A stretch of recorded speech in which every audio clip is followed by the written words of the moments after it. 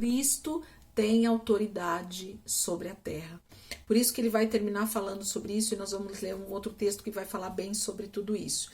Então ele diz assim, eu vou terminar aqui o texto para vocês entenderem por completo a promessa. Aquele que vencer, versículo 27, e fizer a minha vontade até o fim, darei autoridade sobre as nações.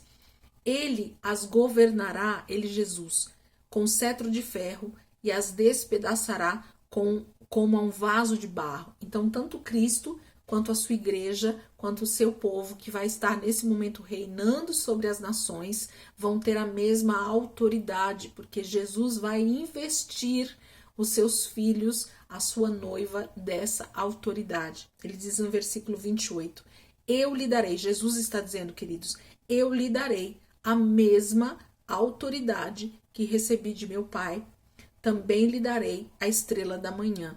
Aquele que tem ouvidos, ouça o que o Espírito diz às igrejas.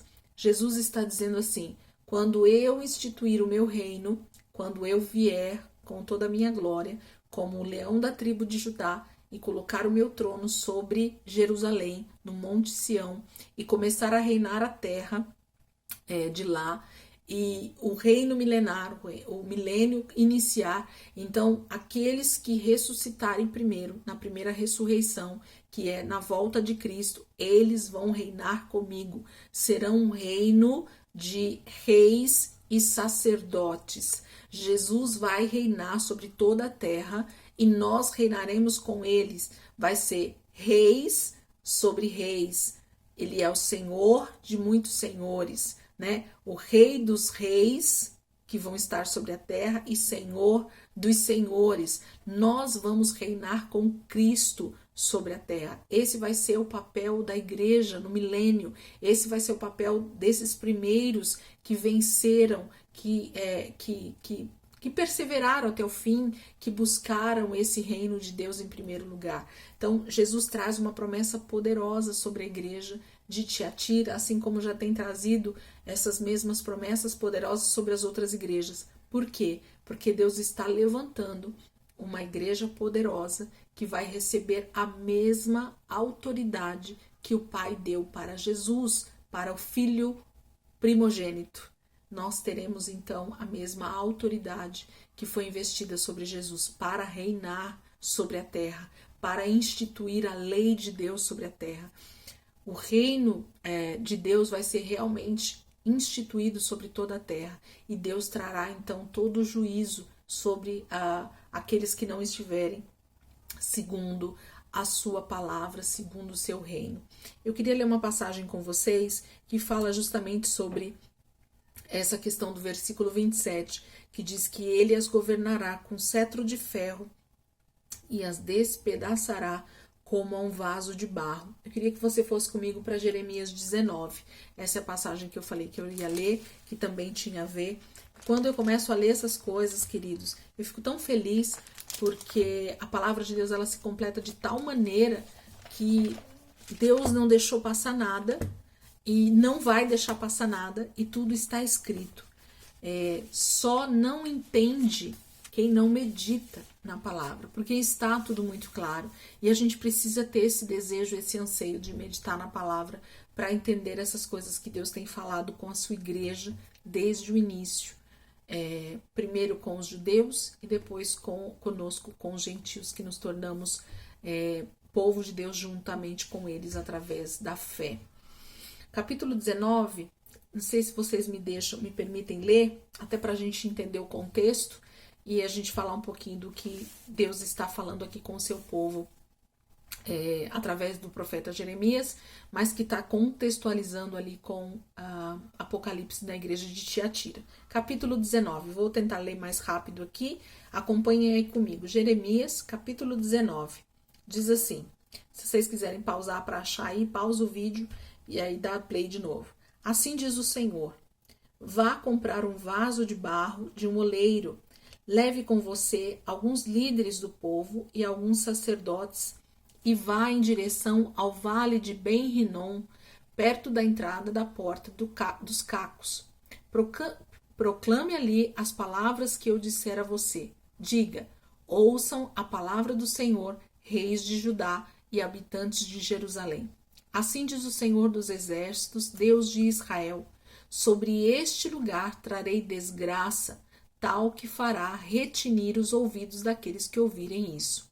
Porque eles me abandonaram e profanaram este lugar, oferecendo sacrifícios a deuses estranhos, que nem eles, nem seus antepassados, nem os reis de Judá conheceram, e encheram este lugar com o sangue de inocentes.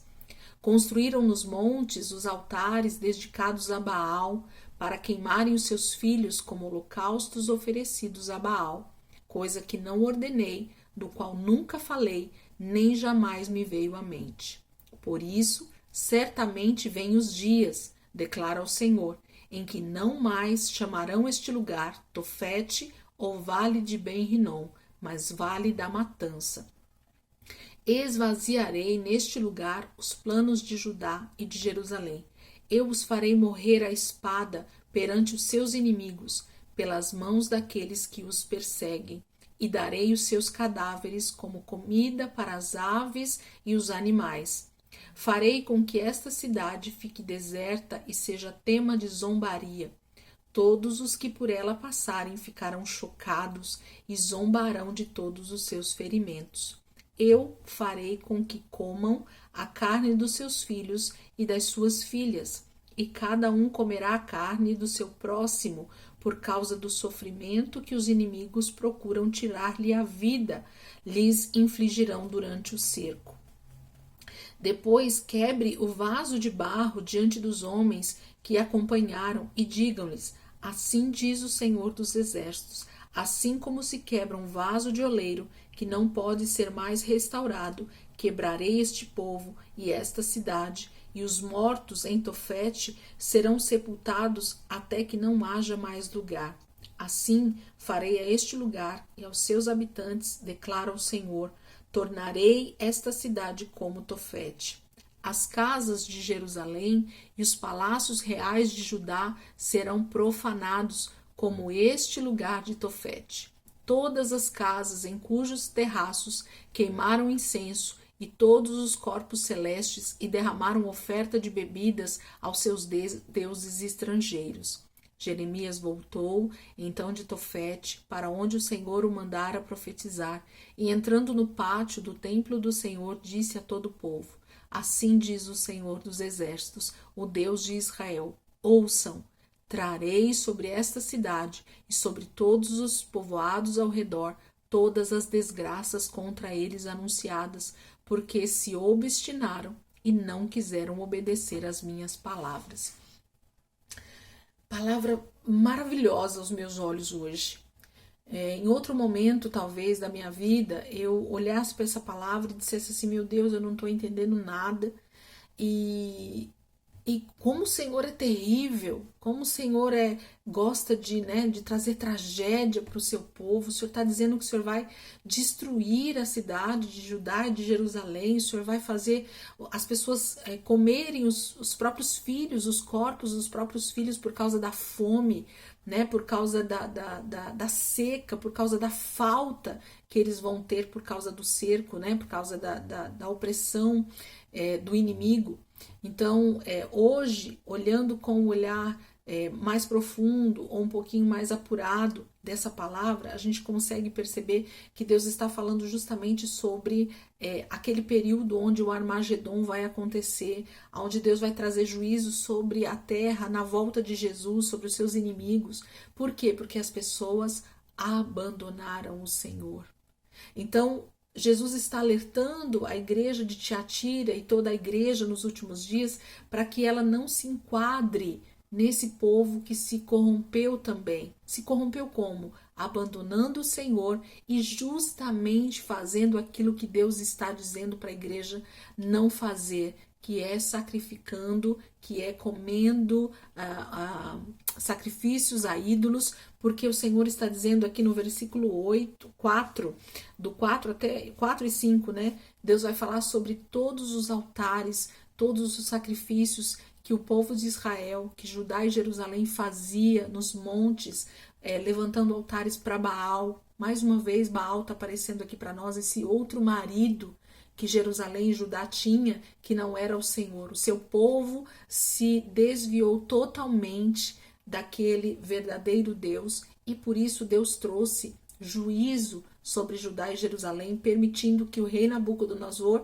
cercasse a terra e durante quase, acho que 2 anos, se não me engano, não vou falar com certeza aqui a data, mas foi um tempo de cerco bem grande, onde eles foram minados totalmente, onde aconteceu sim a morte de muitos filhos pelas próprias mães, pelos próprios pais ali para comer a carne, porque eles já não tinham comida, porque o cerco do rei da Babilônia estava grande. Queridos, a história desse momento, ela foi tão terrível quanto vai ser nos últimos dias. Então, Deus trouxe exemplo de Judá e de Jerusalém num tempo oportuno que aconteceu no Velho Testamento, por causa também da idolatria, por causa deles terem abandonado o Senhor. Então, o exemplo está claro aqui para nós de como é que Deus vai agir nos últimos dias. Da mesma maneira o povo se prostituiu, da mesma maneira o povo se corrompeu, da mesma maneira o povo abandonou ao Senhor e por causa disso o juízo veio. Eles acharam que o juízo não viria. Se você pegar algumas passagens aqui, principalmente de Jeremias, a gente percebe o quanto o povo queria matar Jeremias, queria aprisionar Jeremias, queria calar a voz profética de Jeremias, porque Jeremias estava trazendo a verdade para o povo. Estava dizendo, vocês estão se desviando da verdade de Deus. E como eu falei, Jezabel é esse espírito que tenta calar a voz profética. Então, ao longo da história, vários espíritos de Jezabel tomaram conta de várias pessoas. Não foi só Jezabel, ela é um tipo. Ela traz uma tipologia para nós, mas Jezabel é todo aquele e toda aquela que tenta parar a voz profética, a voz da verdade de Deus, a voz que traz a palavra de Deus para a igreja ou para o seu povo, para que ele então se converta dos seus maus caminhos. Então a gente olha para essa passagem e vê Deus falando a respeito de um lugar onde o seu juízo vai vir. As pessoas vão ver com seus próprios olhos que Deus é Deus que conhece os corações e sonda as mentes e sabe quem realmente é filho, quem realmente é homem e mulher de Deus, quem realmente se lavou no sangue do Cordeiro e se preparou para os últimos dias. Então a igreja tem sido chacoalhada, tem sido chamada a atenção, e para que esse dia não venha como um ladrão, não venha de qualquer maneira, mas para que a igreja esteja totalmente preparada. Percebam que Tiatira está sendo alertada exatamente sobre tudo isso. Os mesmos padrões de erros, né? A mesma questão da idolatria, a mesma questão da adoração a outros deuses, essa questão do sacrifício dos filhos a Baal, né? A Moloque, na verdade, que era o deus que era venerado nesse momento ali em Judá, que se queimavam os filhos, né, para Moloque. Então Deus está dizendo, eu nunca pedi isso, eu nunca coloquei esse tipo de regra para vocês. Como é que vocês fazem isso? Baseado em quê? Né? Então, se desviar de Deus faz com que a gente faça tipos de sacrifícios que Deus não pediu, tipos de ofertas que Deus não pediu, mas nós achamos que nós estamos adorando a Deus, quando nós, na verdade, estamos adorando a outros deuses e não ao Senhor. Então, é disso tudo que Deus está falando ali com Judá e com Jerusalém. Depois, se você quiser meditar mais um pouco nessa passagem de Jeremias 19, vai falar justamente sobre essa questão do cetro de ferro e do vaso de barro sendo quebrado, né? É uma tipologia de como Deus vai julgar, de como Deus vai trazer juízo sobre a terra. Então, o cetro vai ser de ferro e os vasos vão ser quebrados como vasos de barro, que não tem como mais ser colados, reconstruídos.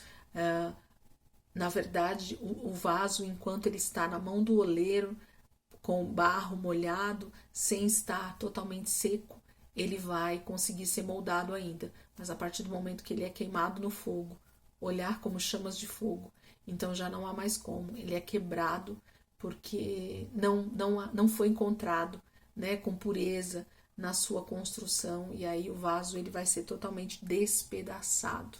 Então, Jeremias traz uma tipologia ali para nós, Jeremias traz uma profecia sobre como Deus vai fazer, e em Apocalipse Jesus vem com a mesma maneira de falar ao seu povo, a mesma maneira de trazer a palavra à tona novamente, para que aqueles que meditem na palavra então possam entender que assim como o mesmo Deus que trouxe juízo sobre o seu próprio povo, porque ali a profecia de Jeremias, como a profecia da maioria dos profetas do Velho Testamento, não falam de uma profecia para ímpios, não fala de uma profecia para incrédulos, não fala de uma profecia para pessoas que não eram do povo de Deus.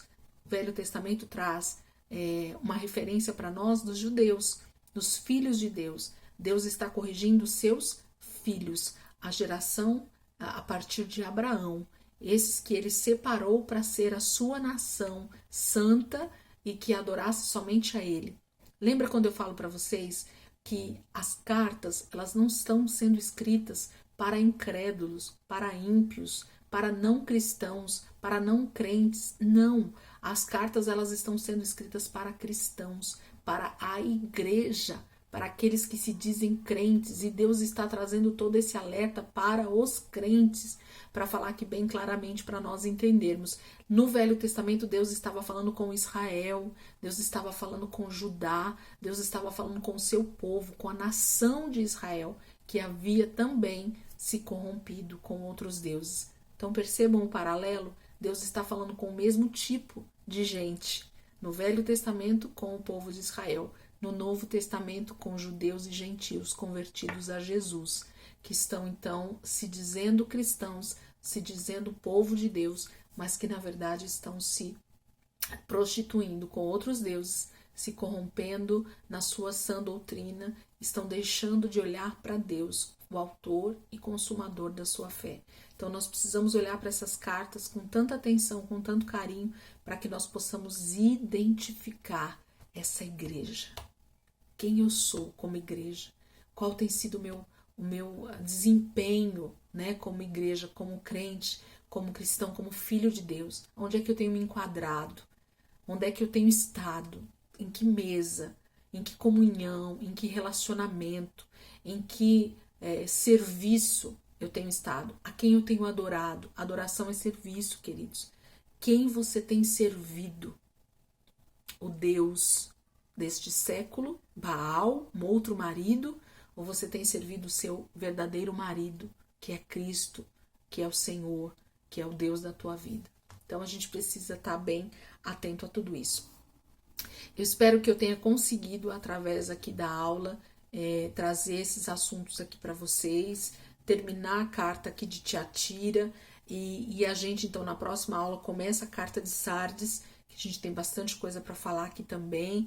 E se Deus quiser, a gente está terminando logo, aí faltam só mais 3. Eu acredito que em mais algumas aulas a gente já termina as cartas e então começa o restante de Apocalipse, que tem tanta coisa boa para a gente aprender, tá bom? Então, Deus abençoe a vida de vocês, que vocês possam ter um final de semana abençoado. Eu, com certeza, nesse momento que vocês estão assistindo aqui essa aula, se vocês estão assistindo na própria quinta-feira, estarei com certeza aproveitando muito uns dias de férias que eu tirei com o marido, e a gente vai poder falar um pouquinho do que Deus está fazendo ali conosco também. Quem acompanha aí nas redes sociais vai ver alguma coisa, tá bom? Deus abençoe. Se ficou alguma dúvida, Pastor Toninho tá aí para tirar a dúvida de vocês, para bater um papo. Ele falou que ia deixar aí a aula aberta, né? Na quinta-feira, para que vocês pudessem conversar. Então tem aí o auxílio dele também, que tá por dentro de todo o assunto, que sabe do que a gente está falando aqui. Então com certeza ele vai poder ajudar vocês, tá bom? Então eu acredito que a igreja de Tiatira a gente terminou. Eu não falei sobre essa questão da estrela da manhã, que ele fala porque, na verdade, está falando do próprio Cristo, né? Dessa comunhão de autoridade, dessa comunhão de governo que Deus vai trazer sobre a terra. A gente vai falar um pouquinho sobre ela quando falar lá em Apocalipse 22, se não me engano, sobre a estrela da manhã. Então, a gente vai conseguir ter um discernimento maior a respeito disso. Tá bom, queridos? Deus abençoe a vida de vocês, que vocês possam estar aí abençoados e tenham um final de semana debaixo da presença do Senhor. Amém? Deus abençoe.